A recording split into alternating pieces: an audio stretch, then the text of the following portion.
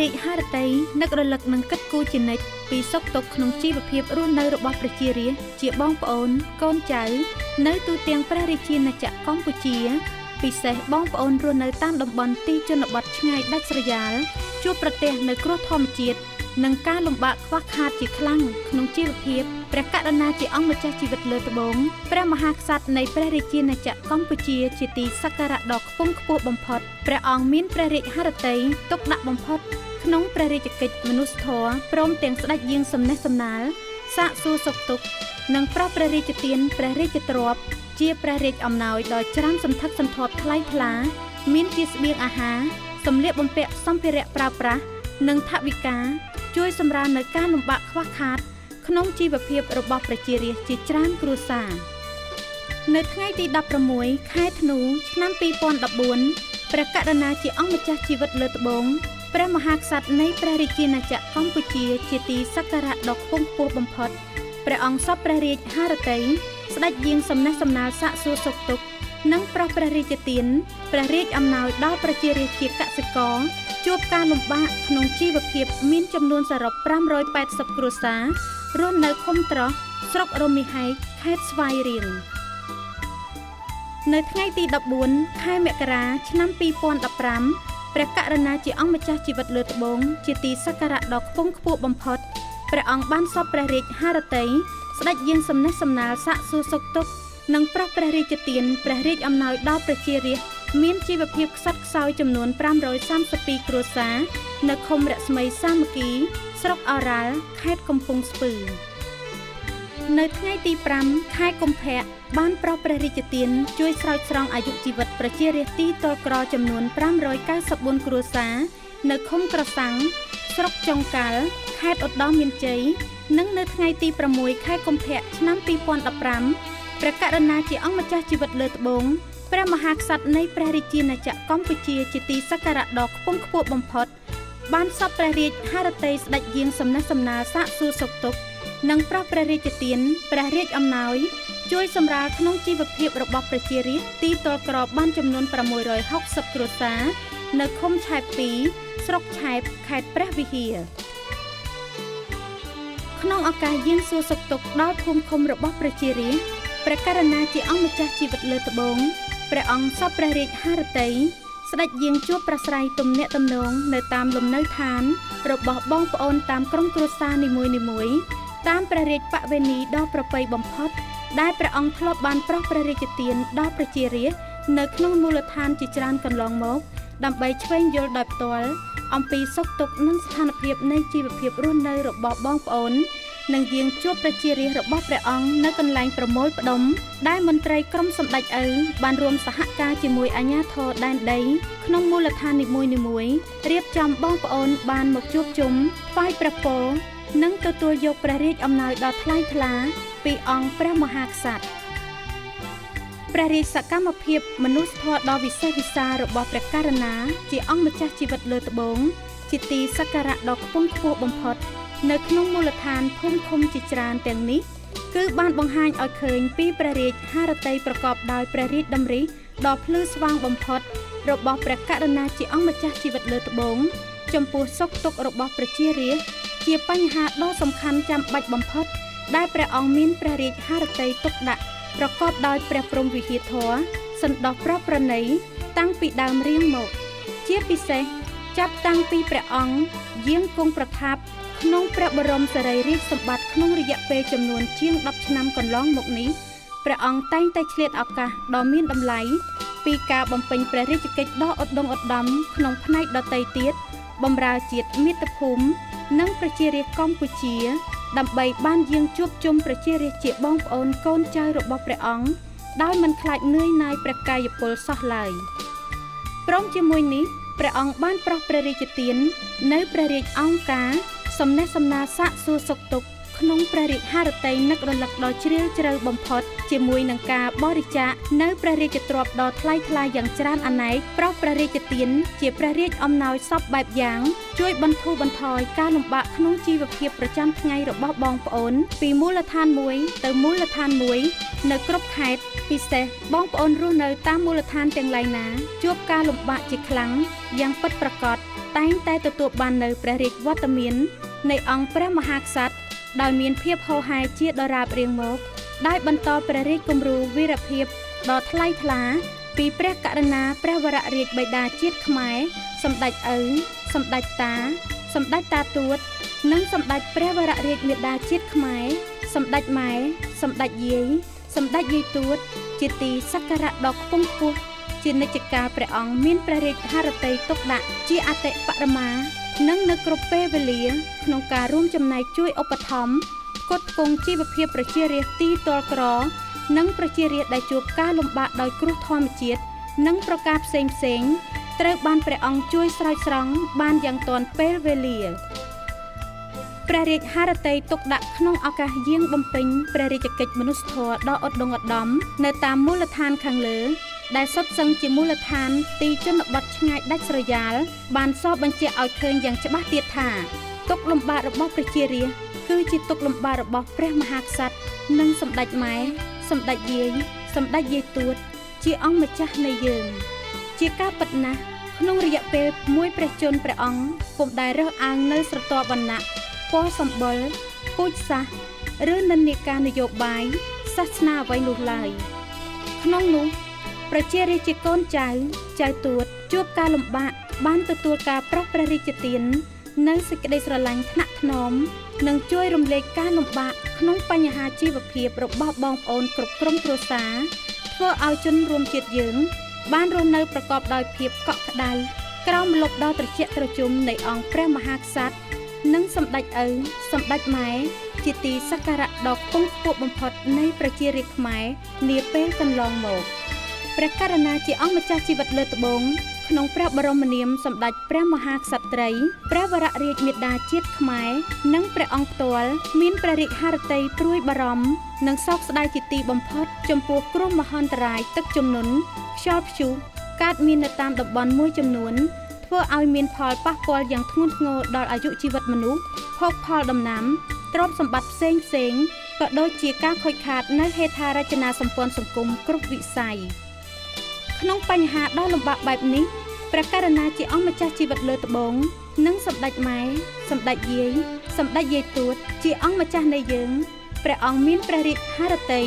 ទុកដាក់ដ៏ខ្ពង់ខ្ពស់ថែមទៀតចំពោះសុខទុក្ខរបស់ប្រជារាស្ត្ររួមចំណែកជាមួយនឹងការខិតខំយកចិត្តទុកដាក់ពីសំណាក់រាជរដ្ឋាភិបាលស្ថាប័នកម្ពុជារបស់ជាតិកាកបាទក្រហមកម្ពុជានិងសប្បុរសជនយើងនៅគ្រប់មជ្ឈដ្ឋានក្នុងការជួយសង្គ្រោះប្រជារាស្ត្រដែលងាយទទួលរងគ្រោះដោយធម្មជាតិមានទឹកជំនន់ខ្យល់ព្យុះភាពរាំងស្ងួតជាដើមនិងរងគ្រោះដោយឧបទ្ទវហេតុផ្សេងៗបានយ៉ាងទាន់ពេលវេលាព្រះរាជវត្តមានដ៏ថ្លៃថ្លានៃព្រះករុណាជាអង្គម្ចាស់ជីវិតលើត្បូងក្នុងពេលដែលប្រជារាស្ត្ររបស់ព្រះអង្គ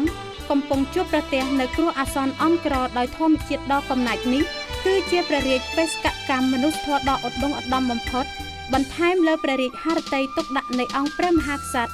និងសម្ដេចព្រះវររាជមាតាជាតិខ្មែរព្រះអង្គបានប្រោសព្រះរាជទានព្រះរាជទ្រព្យជារៀងរាល់ខែរាល់ឆ្នាំនិងក្នុងឱកាសប្រារព្ធពិធីសំខាន់ៗរបស់កាកបាទក្រហមកម្ពុជាដែលជាព្រះរាជជូបត្ថម្ភដ៏ថ្លៃថ្លាដល់កាកបាទក្រហមកម្ពុជា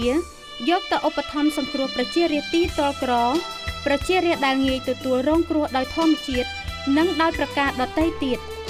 មិនតែប៉ុណ្ណោះក្នុងពេលដែលប្រជារាស្ត្រទទួលរងគ្រោះដោយទឹកជំនន់ក្នុងរដូវវស្សាឆ្នាំកន្លងទៅនេះសម្ដេចព្រះវររាជមាតាជាតិខ្មែរព្រះអង្គសពព្រះរាជហឫទ័យប្រោសព្រះរាជទានព្រះរាជទ្រព្យយ៉ាងច្រើនតាមរយៈសម្ដេចចវាវាំងគង់សំអល់ឧបនាយករដ្ឋមន្ត្រីក្រសួងព្រះបរមរាជវាំងប្រគល់ជូនកាកបាទក្រហមកម្ពុជាសម្រាប់ជួយសម្រាលបញ្ហាលំបាកក្នុងជីវភាពរបស់បងប្អូនប្រជារាស្ត្រក្រីក្រនិងទទួលរងគ្រោះដោយទឹកជំនន់និងឧបទ្ទវហេតុផ្សេងៗ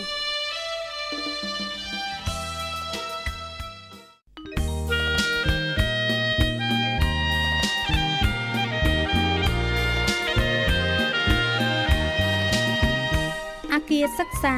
អគារការិយាល័យមន្ទីរពិសោធន៍បន្ទប់កុំព្យូទ័របន្ទប់បណ្ណាល័យនិងព្រះរាជសមិទ្ធផលសំខាន់ៗដទៃទៀតជាព្រះរាជអំណោយដ៏ឧត្តមឧត្តមរបស់ព្រះករុណាជាអង្គម្ចាស់ជីវិតលើត្បូងព្រះបាទសម្ដេចព្រះបរមនាថ ព្រះមហាក្សត្រនៃព្រះរាជាណាចក្រកម្ពុជាស្ថិតនៅក្នុងវិទ្យាល័យព្រះនរោត្តមសីហមុនីក្នុងឃុំរោមស្រុកអង្គរជ័យខេត្តកំពតត្រូវបានប្រារព្ធព្រះរាជពិធីសម្ពោធប្រព្រះរាជទានបើកឲ្យដំណើរការប្រើប្រាស់ជាផ្លូវការនៅព្រឹកថ្ងៃទី20ខែវិច្ឆិកាឆ្នាំ2014ក្រោមព្រះរាជាធិបតីដ៏ខ្ពង់ខ្ពស់បំផុតនៃព្រះករុណាជាអង្គម្ចាស់ជីវិតលើត្បូងព្រះបាទសម្ដេចព្រះបរមនាថព្រះមហាក្សត្រនៃព្រះរាជាណាចក្រកម្ពុជាជាទីសក្ការៈដ៏ខ្ពង់ខ្ពស់បំផុតដើម្បីជាឧត្តមប្រយោជន៍ដ៏យូរអង្វែងរបស់សិស្សានុសិស្សប្រជារាស្ត្រជាបងប្អូនកូនចៅរបស់ព្រះអង្គនៅក្នុងខេត្តកំពតនិងខេត្តតាកែវព្រះរាជវត្តមានដ៏ថ្លៃថ្លានៃព្រះករុណាជាអង្គម្ចាស់ជីវិតលើត្បូងក្នុងឱកាសយាងសម្ពោធព្រះរាជសមិទ្ធផលដ៏វិសេសវិសាលនេះគឺជាការបន្តយកព្រះរាជហឫទ័យទុកដាក់ដ៏ខ្ពង់ខ្ពស់ថែមទៀតក្នុងព្រះរាជកិច្ចលើកកម្ពស់វិស័យអប់រំជាតិដោយគោរពដង្ហែតាមព្រះរាជគំរូវីរភាពនិងស្នាព្រះហស្ថដ៏ថ្លៃថ្លានៃព្រះករុណាព្រះវររាជបិតាអប់រំសិក្សាធិការជាតិខ្មែរព្រះបរមរតនកោដ្ឋសម្ដេចឪសម្ដេចតាសម្ដេចតាទួតនិងសម្ដេចព្រះវររាជមាតាជាតិខ្មែរសម្ដេចម៉ែសម្ដេចយាយសម្ដេចយាយទួតជាទីសក្ការៈដ៏ខ្ពង់ខ្ពស់បំផុតនៃយើងដែលជានិច្ចកាលព្រះអង្គមានព្រះរាជហឫទ័យទុកដាក់ជាអតិបរមាចំពោះសុខទុក្ខរបស់ប្រជារាស្ត្រនៅទូទាំងប្រទេសនិងការប្រោសព្រះរាជទាននៅព្រះរាជសមិទ្ធផលដ៏ឧត្តមឧត្តមគ្រប់ផ្នែកពិសេសព្រះរាជសមិទ្ធផលជាអគារសិក្សាព្រះរាជស្ថាបនាបានជាបន្តបន្ទាប់ប្រោសព្រះរាជទាននៅពាសពេញផ្ទៃប្រទេសទុកជាថ្នាលបណ្ដុះចំណេះដឹងដល់កុលបុត្រកុលធីតាខ្មែរឲ្យមានអនាគតដ៏ភ្លឺស្វាងព្រះរាជវត្តមានដ៏ខ្ពង់ខ្ពស់របស់ព្រះករុណាជាអង្គម្ចាស់ជីវិតលើត្បូងគង់ប្រថាប់បំពេញព្រះរាជកិច្ចដ៏វិសេសវិសាលនេះមានអត្ថន័យដ៏ជ្រាលជ្រៅថែមទៀតជាប្រវត្តិសាស្ត្រជាតិយើងទាំងមូលដែលព្រះករុណាជាអង្គម្ចាស់ជីវិតលើត្បូងជាទីសក្ការៈដ៏ខ្ពង់ខ្ពស់ព្រះអង្គមានព្រះរាជឧត្តមគតិស្នេហាជាតិដ៏ស្មោះស្ម័គ្រអស់ពីដួងព្រះរាជហឫទ័យដោយបានប្រោសព្រះរាជទានទាំងព្រះរាជតម្រិះនិងព្រះរាជទ្រព្យដ៏ថ្លៃថ្លារហូតបានប្រារព្ធព្រះរាជពិធីសម្ពោធវិទ្យាល័យព្រះនរោត្តមសីហមុនីក្នុងស្រុកអង្គរជ័យក្នុងថ្ងៃដ៏ប្រសើរនោះបន្ទាប់ពីសម្ដេចជាវាំងឧបនាយករដ្ឋមន្ត្រីក្រសួងព្រះបរមរាជវាំងបានគោរពតាមព្រះរាជតម្រិះក្នុងការទំនាក់ទំនងនិងការចាត់ចែងដើម្បីដំណើរការសាងសង់អស់រយៈពេលជាច្រើនខែកន្លងមកហើយក្នុងឱកាសដ៏អ្នកខត្តរិកនោះដែរព្រះករុណាជាអង្គម្ចាស់ជីវិតលើត្បូងព្រះអង្គសពព្រះរាជហឫទ័យស្ដេចយាងប្រោសព្រះរាជទានព្រះរាជអំណោយជួយលើកកម្ពស់ជីវភាពដូនជីតាជីចំនួន50នាក់ប្រជារាស្ត្រទីទាល់ក្រ200នាក់បងប្អូនខ្មែរអ៊ីស្លាមទីទាល់ក្រ100នាក់សិស្សានុសិស្ស3099នាក់សិស្សានុសិស្សច្រៀងបទនគររាជ50នាក់លោកគ្រូអ្នកគ្រូ205នាក់បុគ្គលិកមន្ទីរពេទ្យស្រុក48នាក់នារីថ្វាយផ្កានិងក្រុមរបាំថ្វាយប្រពោចំនួន35នាក់សូមបញ្ជាក់ជូនថាវិទ្យាល័យព្រះនរោត្តមសីហមុនីបានចាប់ផ្ដើមដំណើរការសាងសង់ទៅតាមព្រះរាជតម្រិះដ៏ខ្ពង់ខ្ពស់របស់ព្រះករុណាជាអង្គម្ចាស់ជីវិតលើត្បូងព្រះមហាក្សត្រនៃព្រះរាជាណាចក្រកម្ពុជាជាទីគោរពសក្ការៈដ៏ខ្ពង់ខ្ពស់បំផុតព្រះអង្គបានសពព្រះរាជហឫទ័យប្រទានសម្ដេចជាវាំងគង់សំអល់ឧបនាយករដ្ឋមន្ត្រីក្រសួងព្រះបរមរាជវាំងរៀបចំសាងសង់ឡើងដើម្បីបម្រើវិស័យអប់រំជាប្រយោជន៍ដល់សិស្សានុសិស្សនិងប្រជាពលរដ្ឋក្នុងតំបន់នេះការសាងសង់អគារវិទ្យាល័យព្រះនរោត្តមសីហមុនីនិងសាលាបឋមសិក្សាឈើទាលបានចាប់ដំណើរការសាងសង់ជាបន្តបន្ទាប់ដែលស្ថិតក្នុងទីតាំងតែមួយនិងសម្រេចបានដូចខាងក្រោម ក សំណង់អគារសម្រាប់វិទ្យាល័យព្រះនរោត្តមសីហមុនីបានសាងសង់រួចហើយមានអគារសិក្សាចំនួន3ខ្នង15បន្ទប់មានបំពាក់ក្តារខៀនតុកៅអីសម្រាប់សិស្សលោកសាស្ត្រាចារ្យនឹងរៀបចំតបណ្ដាញអគ្គិសនីចូលគ្រប់បន្ទប់សិក្សាអគារការិយាល័យបន្ទប់បណ្ណាល័យបន្ទប់កុំព្យូទ័រនិងបន្ទប់ពិសោធន៍ចំនួន1ខ្នង4បន្ទប់មានរៀបចំពិដានតបណ្ដាញទឹកអគ្គិសនីគ្រប់បន្ទប់និងមានបំពាក់សម្ភារៈតាមលក្ខណៈបច្ចេកទេសចាំបាច់មួយចំនួន បន្ទប់អនាម័យចំនួន3ខ្នង9បន្ទប់ខសំណង់អគារសម្រាប់សាលាបឋមសិក្សាឈើទាលបានសាងសង់រួចហើយមានអគារសិក្សាចំនួន1ខ្នង5បន្ទប់មានក្តារខៀននិងរៀបចំតបណ្ដាញអគ្គិសនីចូលគ្រប់បន្ទប់សិក្សាអគារទីចាត់ការបណ្ណាល័យចំនួន1ខ្នង2បន្ទប់និងរៀបចំតបណ្ដាញអគ្គិសនីចូលគ្រប់បន្ទប់អនាម័យចំនួន1ខ្នង3បន្ទប់គោបរិវេណក្រៅអគារបានសង់ខ្លោងទ្វាររបងអំពីឥដ្ឋកម្ពស់2ម៉ែត្រកន្លះព័ទ្ធជុំវិញសាលាប្រវែង484ម៉ែត្រនិងដងទង់ជាតិមួយដើមបានបុកអណ្ដូងទឹកស្អាតសម្រាប់ប្រើប្រាស់បានសង់ប្រព័ន្ធលូបង្ហូរទឹកក្នុងនិងក្រៅសាលាក្រាលគ្រួក្រហមដាំស្មៅនិងកូនឈើក្នុងទីធ្លាសាលាបានរៀបទីលានបាល់បោះបាល់ទះបាល់ទាត់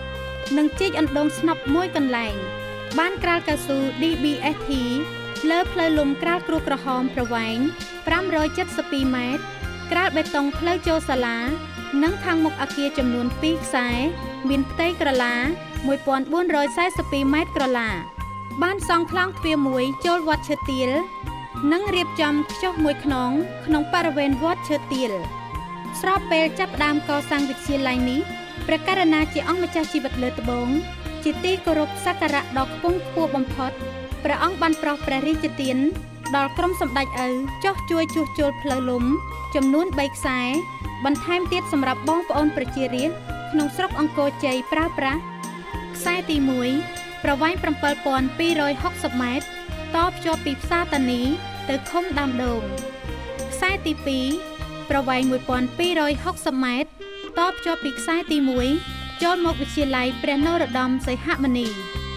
ខ្សែទី3ប្រវែង1400ម៉ែត្រតភ្ជាប់ពីខ្សែទី1ចូលទៅភូមិភ្នំឆ្មាឃុំរោម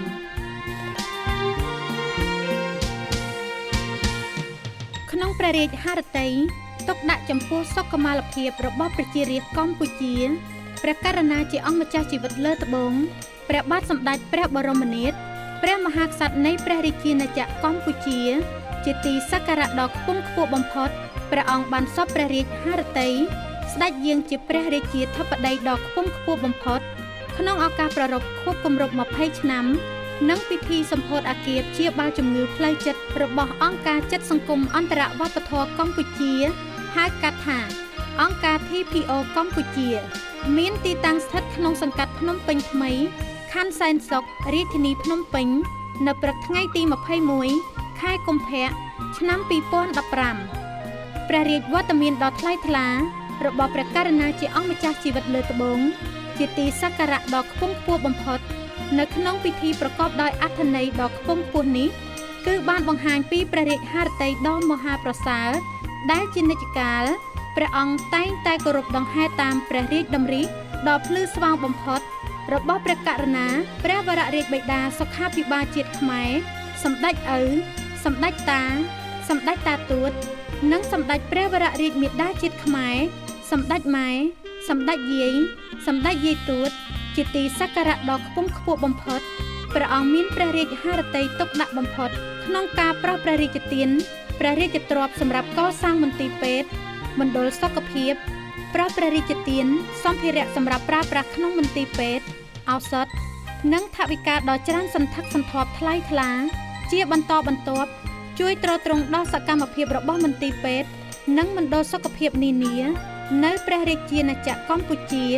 ដើម្បីលើកកម្ពស់សុខុមាលភាពរបស់ប្រជារាស្ត្រនិងកុមារកម្ពុជា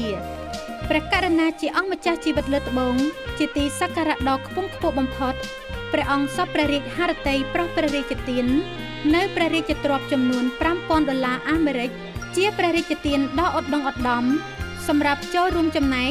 ក្នុងការថែបំប៉នសុខភាពផ្លូវចិត្តរបស់ប្រជារាស្ត្រជាបងប្អូនកូនចៅរបស់ព្រះអង្គ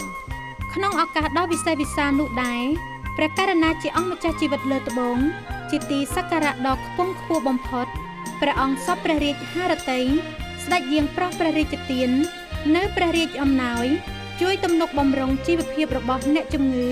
ចំនួន70នាក់បុគ្គលិកអង្គការ TPO 54នាក់និស្សិតសាកលវិទ្យាល័យភូមិន្ទភ្នំពេញ 130 នាក់និងបានប្រោសព្រះរាជទានព្រះរាជអំណោយដល់បងប្អូនជាច្រើនរូបទៀតដែលបានចូលរួមបម្រើការក្នុងពិធីនេះផងដែរក្នុងកម្មវិធីបន្តព្រះករុណាជាអង្គម្ចាស់ជីវិតលើត្បូងជាទីសក្ការៈដ៏ខ្ពង់ខ្ពស់បំផុតព្រះអង្គសពព្រះរាជហឫទ័យស្ដេចយាងទតការតាំងពិព័រណ៍បង្ហាញពីសមិទ្ធផលសំខាន់ជាច្រើនដែលអង្គការ TPO កម្ពុជាបានខិតខំប្រឹងប្រែងធ្វើសកម្មភាពគ្រប់ផ្នែកនៅក្នុងរយៈពេលចំនួន20ឆ្នាំកន្លងមកនេះដោយសម្រេចទទួលបានជោគជ័យក្នុងការជួយអប់រំព្យាបាលជំងឺផ្លូវចិត្តរបស់បងប្អូនប្រជារាស្ត្រយើងរស់នៅរាជធានីភ្នំពេញនិងតាមបណ្ដាខេត្តធ្វើឲ្យបងប្អូនមានសតិបញ្ញាស្មារតីល្អប្រសើរឡើងវិញនិងប្រែក្លាយទៅជាពលរដ្ឋដែលមានលក្ខណៈសម្បត្តិថ្លៃថ្នូរចេះជួយខ្លួនឯងជួយគ្រួសារនិងមានផលប្រយោជន៍ចំពោះសង្គមជាតិ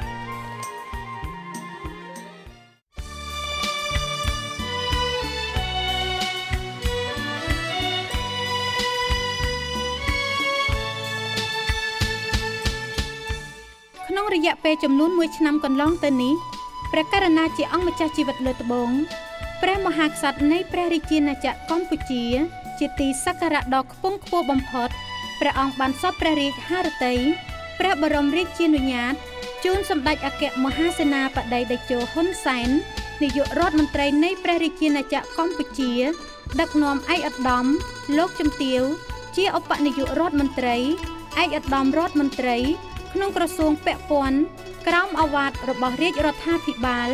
ចូលក្រាបថ្វាយបង្គំគាល់ដើម្បីទូលថ្វាយអំពីសភាពការនិងលទ្ធផលថ្មីដែលរាជរដ្ឋាភិបាលខិតខំសម្រេចបានក្រោមការអនុវត្តនៅយុទ្ធសាស្ត្រចតុកោណដំណាក់កាលទី3ប្រកបដោយជោគជ័យក្នុងសវនាការដ៏វិសេសវិសាលនេះសម្ដេចអគ្គមហាសេនាបតីតេជោហ៊ុនសែនប្រមុខរាជរដ្ឋាភិបាលនៃព្រះរាជាណាចក្រកម្ពុជាបានទូលថ្វាយយ៉ាងលម្អិតពីសភាពការវិវត្តរីកចម្រើនកាន់តែល្អប្រសើរឡើងជាបន្តបន្ទាប់អំពីលទ្ធផលនៃកំណែទម្រង់លើគ្រប់វិស័យក្នុងរយៈពេល1ឆ្នាំ2013រហូតដល់2014ព្រះករុណាជាអង្គម្ចាស់ជីវិតលើត្បូងព្រះមហាក្សត្រនៃព្រះរាជាណាចក្រកម្ពុជាជាទីសក្ការៈដ៏ខ្ពង់ខ្ពស់បំផុតជូនសម្ដេចអគ្គមហាសេនាបតីតេជោហ៊ុនសែននាយករដ្ឋមន្ត្រីនៃព្រះរាជាណាចក្រកម្ពុជា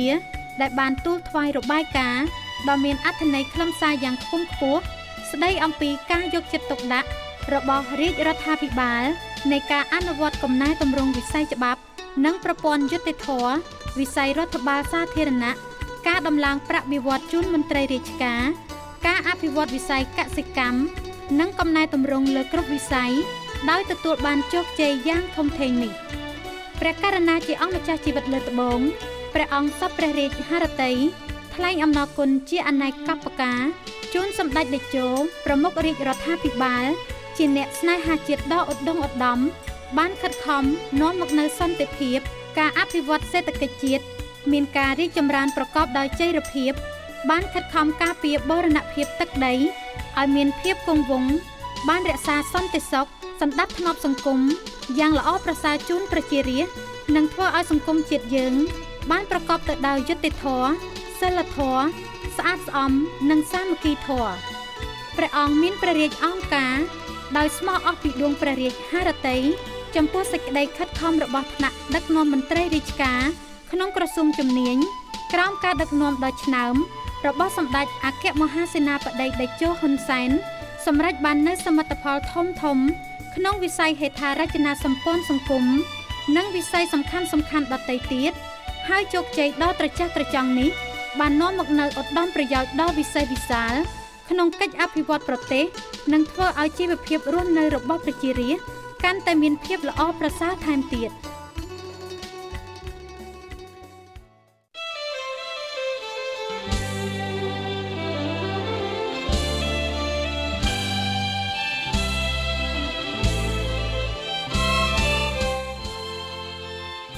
ក្នុងព្រះរាជកិច្ចលើកដំកើងវិស័យទេសចរណ៍និងវប្បធម៌ជាតិព្រះករុណាជាអង្គម្ចាស់ជីវិតលើត្បូងព្រះបាទសម្ដេចព្រះបរមនាថព្រះមហាក្សត្រនៃព្រះរាជាណាចក្រកម្ពុជាជាទីសក្ការៈដ៏ខ្ពង់ខ្ពស់បំផុតព្រះអង្គសពព្រះរាជហឫទ័យ ស្ដេចយាងជាព្រះរាជាធិបតីដ៏ខ្ពង់ខ្ពស់បំផុតក្នុងពិធីលៀងសោយភោជនិងយាងទតការសម្ដែងសិល្បៈអបអរសាទរសន្និសីទពិភពលោកស្ដីពីទេសចរនិងវប្បធម៌ដែលបានរៀបចំឡើងក្នុងសភាពដ៏មហោឡារិកអធិកអធមក្រៃលែងនៅទីលានជលដំរីខេត្តសៀមរាបការប្រោសព្រះរាជទាននៅមហាកិត្តិយសក្នុងព្រឹត្តិការណ៍ដ៏ធំនេះបានបង្ហាញឲ្យឃើញពីព្រះរាជហឫទ័យទុកដាក់ជាព្រះរាជបវេនីរបស់ព្រះករុណាជាអង្គម្ចាស់ជីវិតលើត្បូង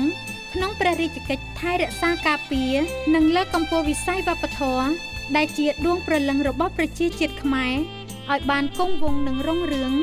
ដើម្បីទាក់ទាញនៅទេសចរនិងការបង្ហាញពីអរិយធម៌របស់ខ្មែរដែលមានភាពល្បីល្បាញតាំងពីបុរាណកាលតរៀងមកព្រះរាជវត្តមានដ៏ឧត្តមឧត្តមនៃអង្គព្រះករុណាព្រះមហាក្សត្រក្នុងឱកាសនោះគឺជាការប្រោសព្រះរាជទាននៅការគាំទ្រយ៉ាងពេញទំហឹងចំពោះសន្និសីទពិភពលោកស្ដីពីទេសចរនិងវប្បធម៌នេះគឺជាវេទិកាអន្តរជាតិលើកទី1ក្រោមកិច្ចសហប្រតិបត្តិការរវាងអង្គការ UNWTO និងអង្គការ UNESCO ក្នុងគោលបំណងចម្បងដើម្បីពិភាក្សាផ្លាស់ប្តូរយោបល់និងស្វែងយល់អំពីកាលានុវត្តភាពនិងបញ្ហាប្រឈមនានាសម្ដៅជំរុញកិច្ចសហការឲ្យកាន់តែរឹងមាំរវាងវិស័យទេសចរនិងវប្បធម៌សន្និសីទនេះមានអ្នកចូលរួមដែលបានចុះឈ្មោះសរុប 1107 នាក់មកពី99ប្រទេសដែលជាថ្នាក់ដឹកនាំអិសរាជជនក្នុងវិស័យទេសចរនិងវប្បធម៌វាគ្មិនជាតិនិងអន្តរជាតិល្បីៗអង្គទូតសាស្ត្រាចារ្យនិស្សិតនិងតំណាងវិស័យឯកជនអង្គសន្និសីទបានបន្តកិច្ចពិភាក្សាទៅលើប្រធានបទសំខាន់ៗដូចជាការលើកកម្ពស់និងអភិរក្សវប្បធម៌រស់និងឧស្សាហកម្មសិល្បៈច្នៃប្រឌិតការផ្សារភ្ជាប់រវាងប្រជាជនតាមរយៈទេសចរវប្បធម៌និងការធ្វើឲ្យទីក្រុងមានភាពរស់រវើកតាមរយៈទេសចរវប្បធម៌ជាមួយគ្នានេះដែរមានកម្មវិធីដំណើរទស្សនកិច្ចសិក្សាសម្រាប់គណៈប្រតិភូទៅកាន់គោលដៅទេសចរសំខាន់ៗដូចជាការទស្សនាប្រាសាទនានាក្នុងតំបន់អង្គរជាពិសេសប្រាសាទអង្គរវត្តការស្វែងយល់អំពីដែនបម្រុងជីវៈចម្រុះនៅបឹងទន្លេសាបនិងប្រាសាទព្រះវិហារជាដើម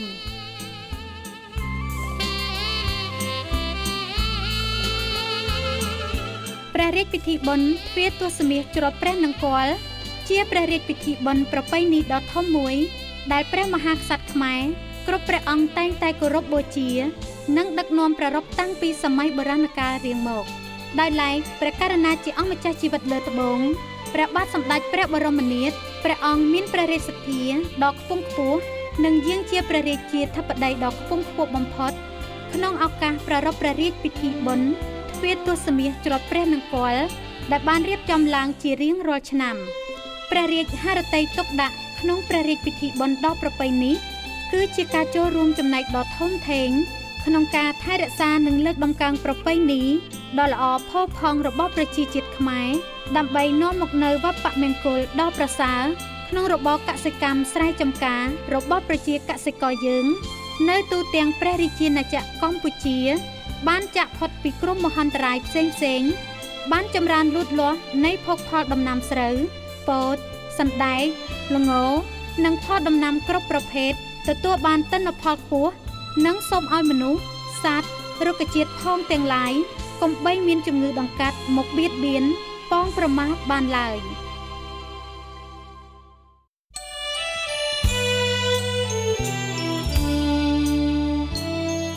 ក្នុងព្រះរាជកិច្ចទ្រទ្រង់វិស័យច្បាប់ព្រះករុណាជាអង្គម្ចាស់ជីវិតលើត្បូងព្រះបាទសម្ដេចព្រះបរមនាថព្រះមហាក្សត្រនៃព្រះរាជាណាចក្រកម្ពុជាជាទីសក្ការៈដ៏ខ្ពង់ខ្ពស់បំផុតក្នុងព្រះបរមនាមព្រះអង្គគង់ប្រថាប់ជាព្រះប្រធានឧត្តមក្រុមប្រឹក្សានៃអង្គចៅក្រមព្រះអង្គបានសព្វព្រះរាជហឫទ័យប្រោសព្រះរាជទានឯកឧត្តមលោកជំទាវជាសមាជិកានៃឧត្តមក្រុមប្រឹក្សានៃអង្គចៅក្រមចំនួន7រូបចូលក្រាបថ្វាយបង្គំគាល់ដើម្បីក្រាបថ្វាយបង្គំលានិងទទួលនៅការប្រោសព្រះរាជទាន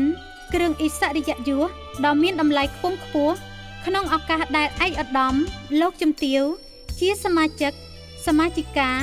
នៃឧត្តមក្រុមប្រឹក្សានៃអង្គចៅក្រមត្រូវបានបញ្ចប់អាណត្តិគ្រឿងឥស្សរិយយសដែលបានប្រោសព្រះរាជទានក្នុងឱកាសនោះមានគ្រឿងឥស្សរិយយសសម្ដេចព្រះមហាក្សត្រយានី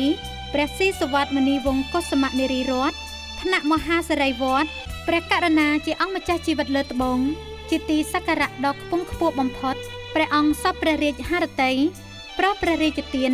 បំពាក់គ្រឿងឥស្សរិយយសដោយផ្ទាល់ព្រះហស្ថព្រះអង្គជូនឯកឧត្តមលោកជំទាវជាសមាជិកានៃឧត្តមក្រុមប្រឹក្សានៃអង្គចៅក្រមក្នុងអាណត្តិចាស់ចំនួន7រូបការប្រោសព្រះរាជទាននៅគ្រឿងឥស្សរិយយសដ៏មានតម្លៃដ៏ខ្ពង់ខ្ពស់ក្នុងពេលនេះគឺជាព្រះរាជតម្រិះដ៏ភ្លឺស្វាងបំផុតនៃព្រះករុណាជាអង្គម្ចាស់ជីវិតលើត្បូងព្រះប្រធានឧត្តមក្រុមប្រឹក្សានៃអង្គចៅក្រមជាប្រភពលើកទឹកចិត្តដ៏ខ្ពង់ខ្ពស់តបតាមគុណបំណាច់ស្នាដៃល្អឆ្នើមរបស់ឯកឧត្តមលោកជំទាវដែលជាសមាជិកានិងមន្ត្រីនៃឧត្តមក្រុមប្រឹក្សានៃអង្គចៅក្រមដែលបានយកអស់ពីកម្លាំងកាយចិត្តនិងបញ្ញាស្មារតីក្នុងកិច្ចសហប្រតិបត្តិការល្អនៃការបំពេញភារកិច្ចដ៏វិសេសវិសាលរបស់ឧត្តមក្រុមប្រឹក្សានៃអង្គចៅក្រមដោយឈរលើគោលការណ៍ច្បាប់លទ្ធិប្រជាធិបតេយ្យសម្ដៅធ្វើឲ្យព្រះរាជាណាចក្រកម្ពុជាបានប្រកបទៅដោយភាពសច្ចយុត្តិធម៌សាមគ្គីធម៌និងមានការអភិវឌ្ឍគ្រប់ផ្នែកបន្ទាប់មកព្រះករុណាជាអង្គម្ចាស់ជីវិតលើត្បូងព្រះប្រធានឧត្តមក្រុមប្រឹក្សានៃអង្គចៅក្រមព្រះអង្គបានសពព្រះរាជហឫទ័យស្ដេចយាងជាព្រះរាជាធិបតីដ៏ខ្ពង់ខ្ពស់បំផុតក្នុងឱកាសបើកសម័យប្រជុំឧត្តមក្រុមប្រឹក្សានៃអង្គចៅក្រមលើកទី25សមាជិកាថ្មីនៃឧត្តមក្រុមប្រឹក្សានៃអង្គចៅក្រមសម្រាប់អាណត្តិថ្មីនេះមាន1ឯកឧត្តមអង្គវង្សវឌ្ឍនា2ឯកឧត្តមដិតមន្ទី3លោកជំទាវជាលៀង4ឯកឧត្តមអ៊ុំសរិទ្ធ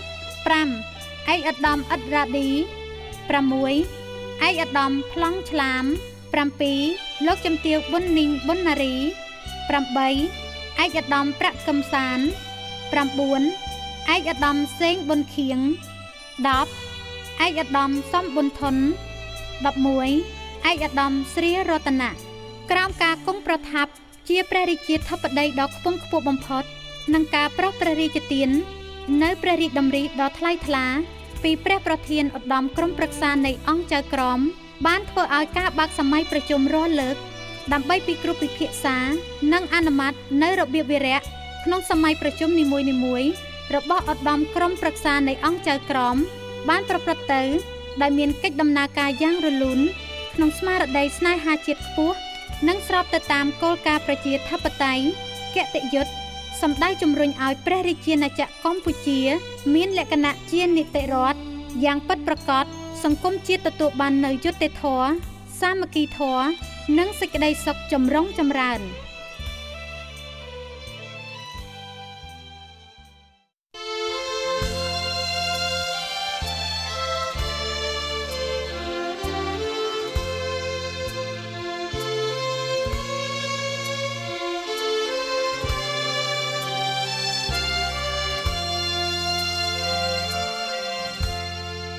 ព្រះរាជសកម្មភាពប្រកបដោយគុណប្រយោជន៍ដ៏សំខាន់បំផុតក្នុងវិស័យកសាងជាតិរបស់ព្រះករុណាជាអង្គម្ចាស់ជីវិតលើត្បូងព្រះមហាក្សត្រនៃព្រះរាជាណាចក្រកម្ពុជាព្រះអង្គមានព្រះរាជតម្រិះដ៏ខ្ពង់ខ្ពស់ប្រោសព្រះរាជទានសម្ដេចចវាវាំងវរៈវាងជ័យអធិបតីស្រឹងគារគង់សំអល់ឧបនាយករដ្ឋមន្ត្រីក្រសួងព្រះបរមរាជវាំងនិងជាប្រធានក្រុមសម្ដេចឪដឹកនាំមន្ត្រីបុគ្គលិកក្រុមសម្ដេចឪចុះកសាងសមិទ្ធផលព្រះរាជអំណោយដ៏ឧត្តមឧត្តមដោយសម្រេចបានរួចរាល់ 100% មានជាច្រើនកន្លែងនៅទូទាំងប្រទេសលើការកសាងអគារសិក្សាក្រុមសម្ដេចឪ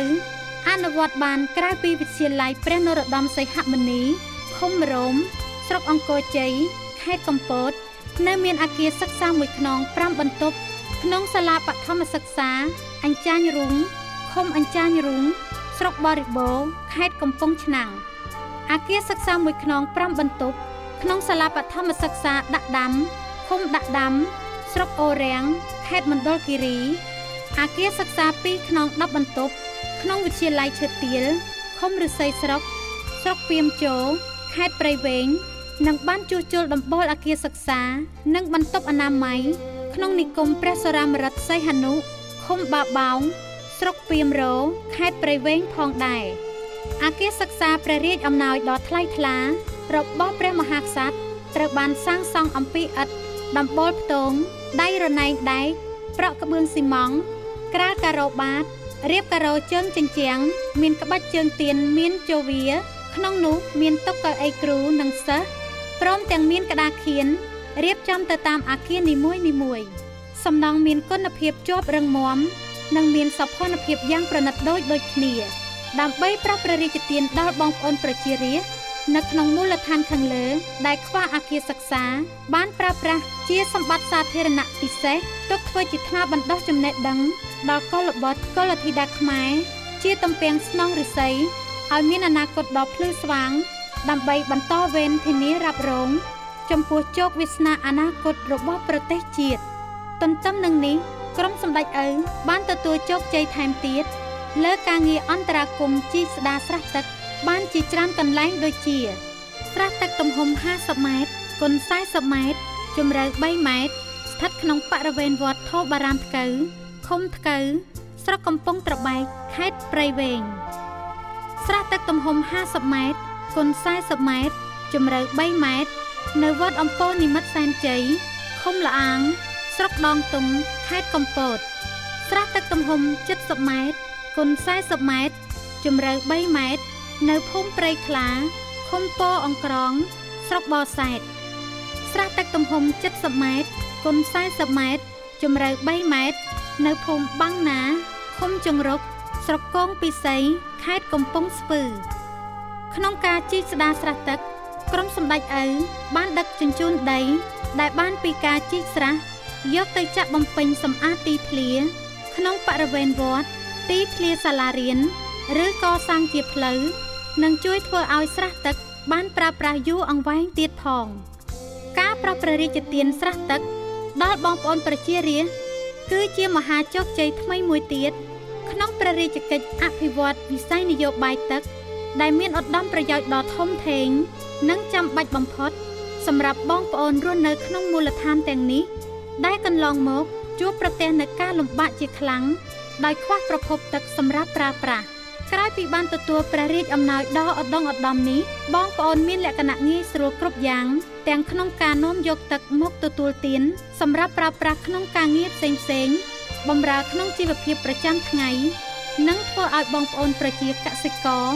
មានទឹកគ្រប់គ្រាន់សម្រាប់ការងារបង្កើនផលក្នុងរបរកសិកម្មស្រែចម្ការក្នុងអំឡុងពេលដូចគ្នានេះដែរក្រុមសម្ដេចឪបានជួសជុលផ្លូវលំជាព្រះរាជអំណោយដ៏ឧត្តមឧត្តមរបស់ព្រះមហាក្សត្របានចំនួន3ខ្សែផងដែរក្នុងនោះខ្សែទី1ជាប្រភេទផ្លូវលំក្រាលគ្រួក្រហមមានប្រវែង2203ម៉ែត្របាតក្រោម7ម៉ែត្រខ្នងលើ5ម៉ែត្រកម្ពស់ 0.3 ម៉ែត្រនៅឃុំកំពង់អុសស្រុកជលគិរីខេត្តកំពង់ឆ្នាំងដោយតភ្ជាប់ពីចំណុចភូមិព្រែកតាពាំងសង្កាត់កំពង់ឆ្នាំងផ្លូវលំដីសខ្សែទី2ប្រវែង4300ម៉ែត្របាតក្រោម7ម៉ែត្រខ្នងលើ5ម៉ែត្រកម្ពស់ 0.5 ម៉ែត្រទៅ 0.8 ម៉ែត្រនិងបានក្រាលគ្រួក្រហមពីដើមផ្លូវប្រវែង1100ម៉ែត្រនៅភូមិក្បាលដំរីឃុំត្រពាំងច័ន្ទស្រុកបរិបូរខេត្តកំពង់ឆ្នាំងនិងផ្លូវលំខ្សែទី3ជាប្រភេទផ្លូវលំក្រាលគ្រួក្រហមប្រវែង2203ម៉ែត្របាតក្រោម7ម៉ែត្រខ្នងលើ5ម៉ែត្រកម្ពស់ 0.3 ម៉ែត្រនៅភូមិស្បូវរីកភូមិតនុកឃុំលៀចស្រុកភ្នំក្រវាញខេត្តពោធិ៍សាត់ដោយតភ្ជាប់ត្រង់ចំណុចពីភូមិព្រែកតាពាំងសង្កាត់កំពង់ឆ្នាំងព្រះរាជកិច្ចស្ថាបនាផ្លូវលំគឺជាព្រះរាជដង្រីសដ៏វិសេសវិសាលរបស់ព្រះករុណាជាអង្គម្ចាស់ជីវិតលើត្បូងព្រះមហាក្សត្រនៃព្រះរាជាណាចក្រកម្ពុជាដែលព្រះអង្គតែងតែប្រោសព្រះរាជទានជាបន្តបន្ទាប់ដល់ប្រជារាស្ត្រជាបងប្អូនកូនចៅរបស់ព្រះអង្គនៅក្នុងមូលដ្ឋានទាំងឡាយណាដែលជួបការលំបាកដើម្បីជាឧត្តមប្រយោជន៍ដ៏ធំធេងសម្រាប់ជួយសម្រួលក្នុងការធ្វើចរាចរណ៍ការដឹកជញ្ជូនកសិផលដោយមានភាពងាយស្រួលឆាប់រហ័ស និងជាសរសៃឈាមនៃសេដ្ឋកិច្ចគ្រួសាររបស់ប្រជារាស្ត្រកាន់តែមានភាពល្អប្រសើរ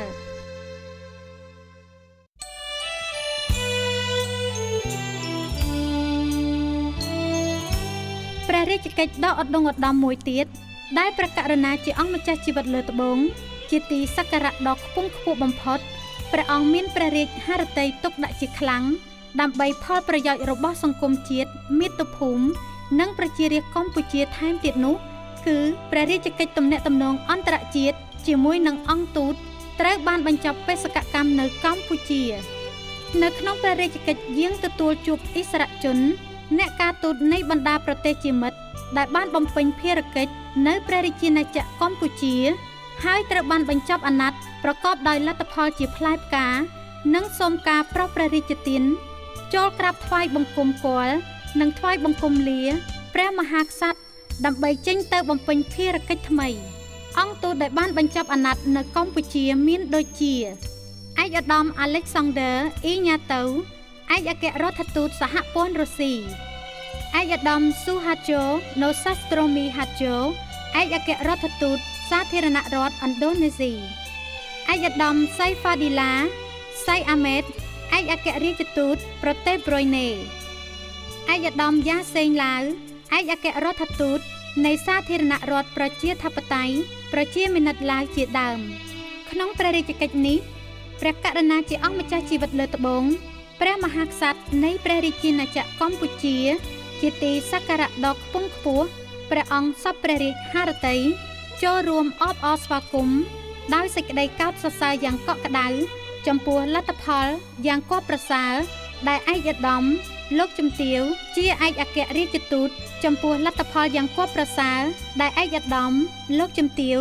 ជាឯកអគ្គរាជទូតឯកអគ្គរដ្ឋទូតរបស់ប្រទេសនីមួយៗ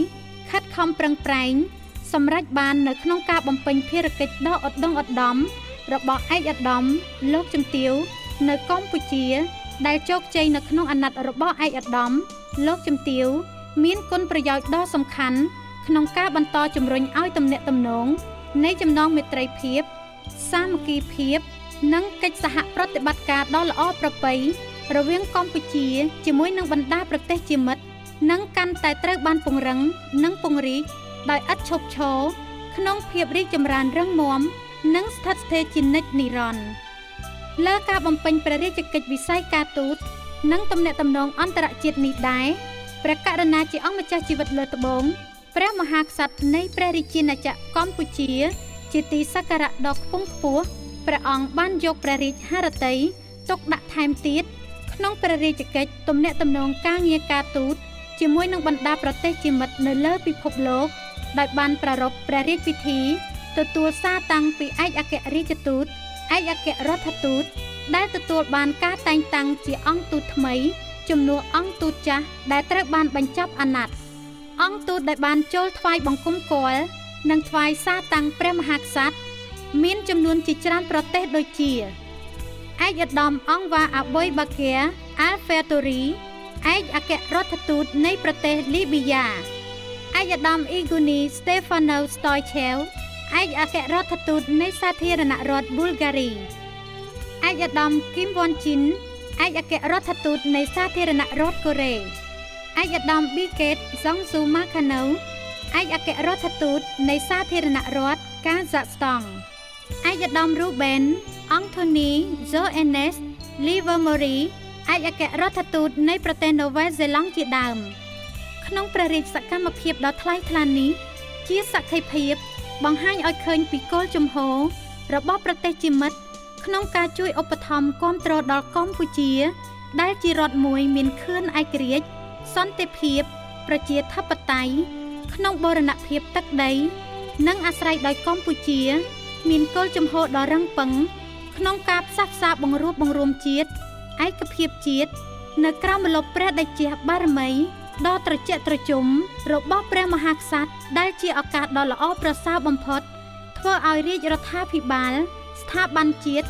និងប្រជារាស្ត្រកម្ពុជា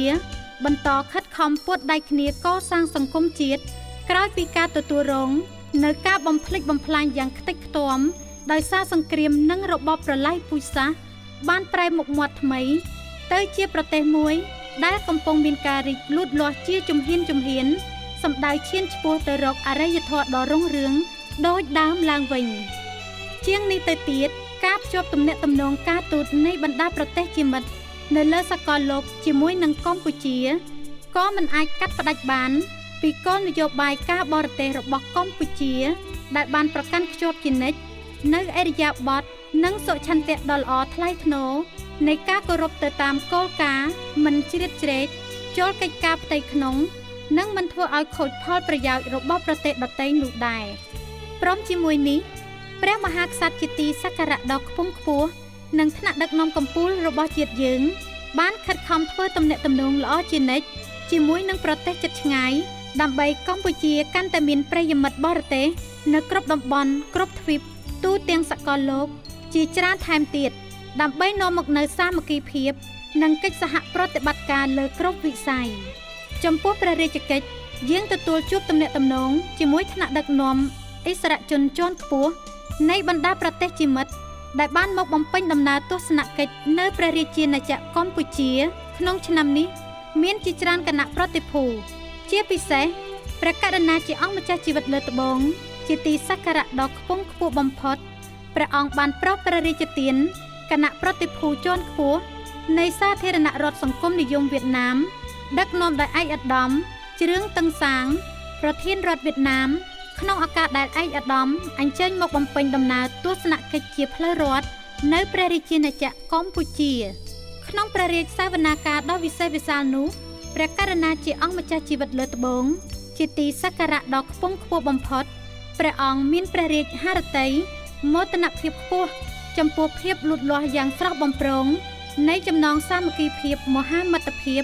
រវាងប្រជាជាតិនៃប្រទេសយើងទាំងពីរកម្ពុជាវៀតណាមតាំងពីអតីតកាល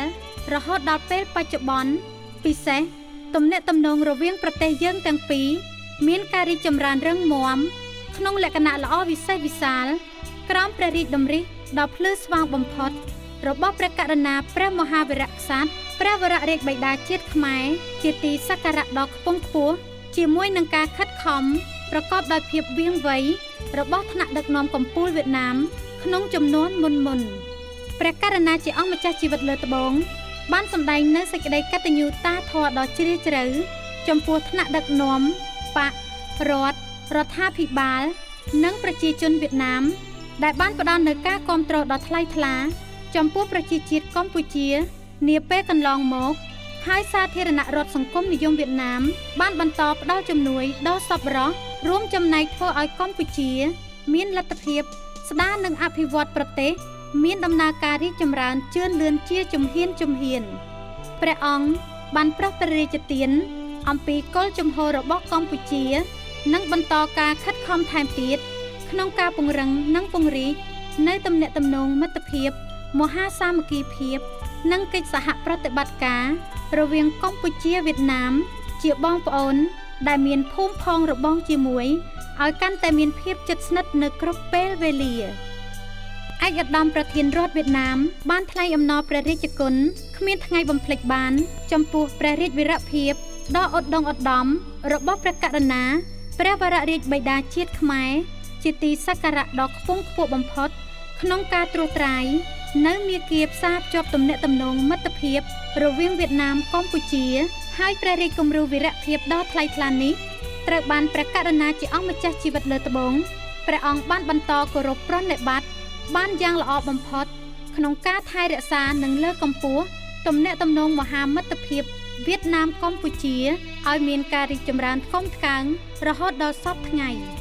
ក្នុងឱកាសនោះដែរឯកឧត្តមប្រធានរដ្ឋបានកោតសរសើរចំពោះស្ថានភាពវិវត្តរីកចម្រើនគ្រប់ផ្នែករបស់កម្ពុជាក្រោមព្រះរាជកិច្ចដឹកនាំដ៏ភ្លឺស្វាងនិងការគង់ប្រថាប់នៅជាម្លប់ដ៏ត្រជាក់នៃអង្គព្រះមហាក្សត្រនិងការខិតខំប្រតិបត្តិរបស់រាជរដ្ឋាភិបាលកម្ពុជាដែលមានសម្ដេចអគ្គមហាសេនាបតីតេជោហ៊ុនសែនជាប្រមុខឯកឧត្តមប្រធានរដ្ឋបានទូលថ្វាយថាសាធារណរដ្ឋសង្គមនិយមវៀតណាមនៅតែបន្តការគាំទ្រចំពោះព្រះរាជាណាចក្រកម្ពុជានៅក្នុងបុព្វហេតុសន្តិភាពឯកភាពជាតិនិងការអភិវឌ្ឍ ឯកឧត្តមប្រធានរដ្ឋនៃសាធារណរដ្ឋសង្គមនិយមវៀតណាមបានទូលថ្វាយផងដែរអំពីការខិតខំបំពេញការងារនៅក្នុងដំណើរទស្សនកិច្ចផ្លូវរដ្ឋរបស់ឯកឧត្តមនៅកម្ពុជាក្នុងខែធ្នូឆ្នាំ2014កន្លងទៅនេះដើម្បីបន្តជំរុញលើគ្រប់វិស័យនៃកិច្ចសហប្រតិបត្តិការដ៏ប្រពៃរបស់យើងធ្វើឲ្យទំនាក់ទំនងមិត្តភាពសាមគ្គីភាពរវាងកម្ពុជាវៀតណាមកាន់តែមានភាពជ្រាលជ្រៅថែមទៀត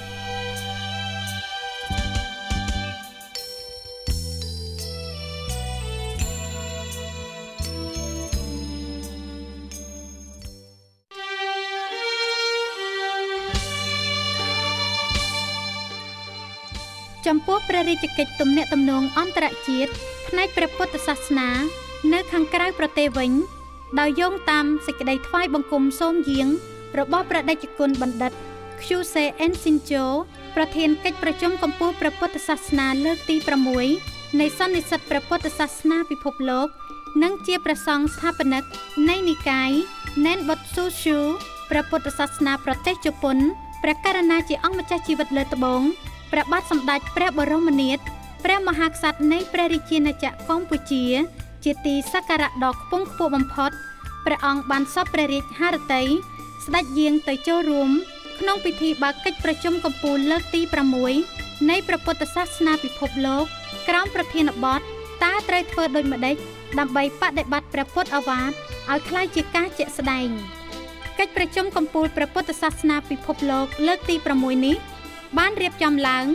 នៅទីស្នាក់ការកណ្ដាលនៃនិកាយ Nen Botsu Shu ព្រះពុទ្ធសាសនាប្រទេសជប៉ុន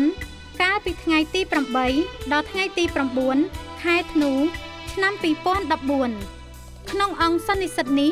ក៏មានព្រះវត្តមានសម្ដេចព្រះមហាសង្ឃរាជមន្ត្រីសង្ឃព្រះមហាក្សត្រសម្ដេចព្រះអង្គម្ចាស់ឯកឧត្តមលោកជំទាវឧបាសកឧបាសិកាជាមេដឹកនាំព្រះពុទ្ធសាសនាជាង 1000 អង្គអ្នកយាងនិមន្តនិងអញ្ជើញមកពីប្រទេសចំនួន40នៃទ្វីបទាំង5ក្នុងពិភពលោកបានថ្វាយព្រះពរថ្វាយព្រះរាជវន្តនកិច្ចស្វាគមន៍ដ៏ខ្ពង់ខ្ពស់កក់ក្ដៅថ្វាយព្រះរាជវត្តមានដ៏ថ្លៃថ្លានៃព្រះករុណាជាអង្គម្ចាស់ជីវិតលើត្បូងព្រះមហាក្សត្រនៃព្រះរាជាណាចក្រកម្ពុជាជាទីសក្ការៈដ៏ខ្ពង់ខ្ពស់បំផុតដែលព្រះអង្គទទួលបាននៅមហាកិត្តិយសដ៏ឧត្តមឧត្តមក្រៃលែងក្នុងឱកាសស្ដេចយាងបើកកិច្ចប្រជុំកំពូលព្រះពុទ្ធសាសនាពិភពលោកលើកទី6ដ៏វិសេសវិសាលនេះក្នុងឱកាសដ៏និក្ខត្តរឹកនោះព្រះករុណាជាអង្គម្ចាស់ជីវិតលើត្បូងព្រះមហាក្សត្រនៃព្រះរាជាណាចក្រកម្ពុជាជាទីសក្ការៈដ៏ខ្ពង់ខ្ពស់បំផុតព្រះអង្គសពព្រះរាជហឫទ័យថ្លែងព្រះរាជសន្ទរកថាបើកិច្ចប្រជុំកំពូលព្រះពុទ្ធសាសនាពិភពលោកលើកទី6ប្រកបទៅដោយអត្ថន័យដ៏ខ្ពង់ខ្ពស់សំដៅធ្វើឲ្យព្រះធម៌វិន័យរបស់ព្រះពុទ្ធជាអង្គម្ចាស់នៃយើងដែលពោរពេញទៅដោយសិលធម៌ចរិយាធម៌ការទូន្មានព្រានប្រដៅសពបែបយ៉ាងកាន់តែទទួលបាននូវប្រសិទ្ធភាពខ្ពស់ក្នុងកិច្ចបដិបត្តិនៅតាមប្រទេសនីមួយៗព្រមទាំងបានដកជាប់នៅក្នុងមនោគតិរបស់ពុទ្ធបរិស័ទទាំងបុព្វជិតនិងគ្រហស្ថជាពិសេសយុវវ័យជំនាន់ក្រោយឲ្យបន្តគោរពបដិបត្តិចំពោះព្រះធម៌ឱវាទរបស់ព្រះសម្មាសម្ពុទ្ធព្រះបរមគ្រូក្នុងគោលបំណងរំលឹកទុកជៀសវាងអំពើហិង្សាអកុសលកម្មឬបាបកម្មទាំងឡាយដើម្បីស្វែងរកសេចក្តីសុខសន្តិភាពសាមគ្គីភាពសុភមង្គលសម្រាប់មនុស្សលោកទាំងអស់នៅក្នុងសង្គមជាតិនីមួយៗនៃបណ្ដាប្រទេសកាន់ព្រះពុទ្ធសាសនានិងក្នុងពិភពលោកទាំងមូល